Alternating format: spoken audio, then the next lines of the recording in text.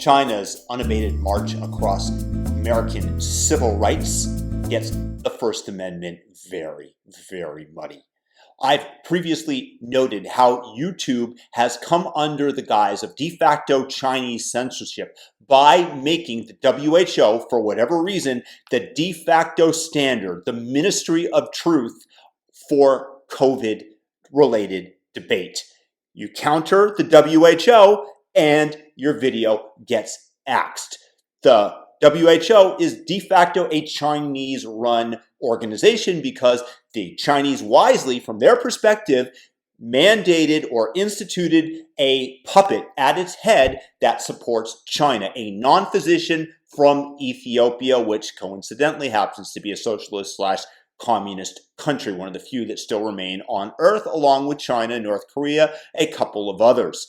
Nevertheless, the WHO is doing China's bidding. They originally stated that the virus was not transmissible, or at least according to Chinese data, that it wasn't transmissible person to person. They propagated this out into the world. They decried travel bans against China. They refused to recognize Taiwan, etc., etc. The point being that the WHO, is Chinese in terms of its orientation, in terms of what YouTube is accepting as truth. So by de facto, via the WHO, the Chinese controls what we can say about COVID on YouTube, something that I'm not a big fan of. Add into this something that happened a few days ago, but it's been documented all the way back in October. If in Chinese characters you write on YouTube the comment 50-cent party or communist bandit, both of which the CCP, the Chinese Communist Party, find derogatory towards them, they're not big fans of. This is what the expressions that people use to declare their adversarial position to the party. Since October, it's been documented that Google has artificial intelligence that's automatically deleting this from comments. Comments containing these phrases.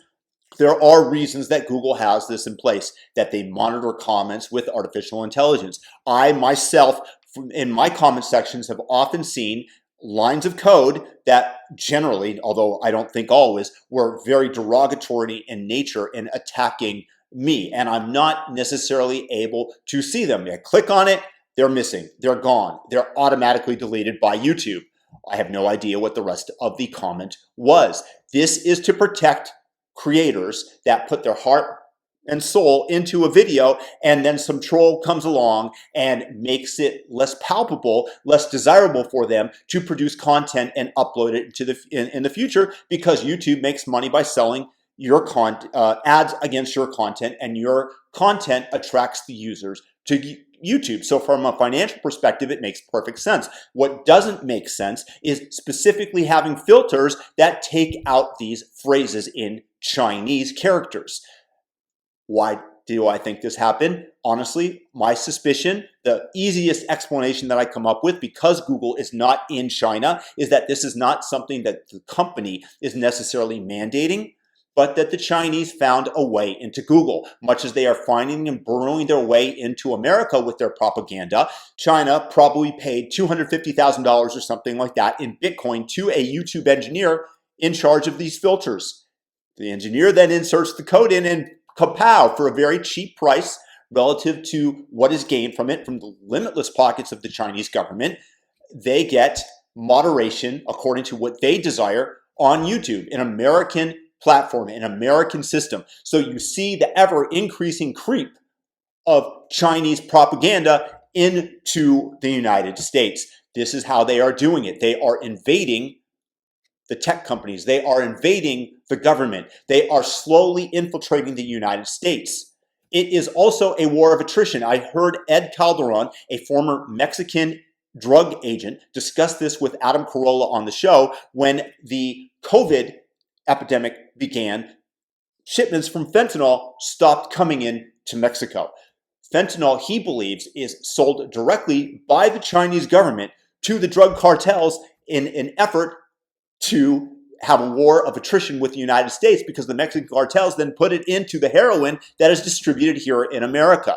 Thank you very much, China, for doing this and supplying us the poison. Another reason that I think that we should legalize drugs so that we can, at least for the people that are going to be taking it anyways, distribute the pure stuff to them so that they don't die of overdoses of fentanyl.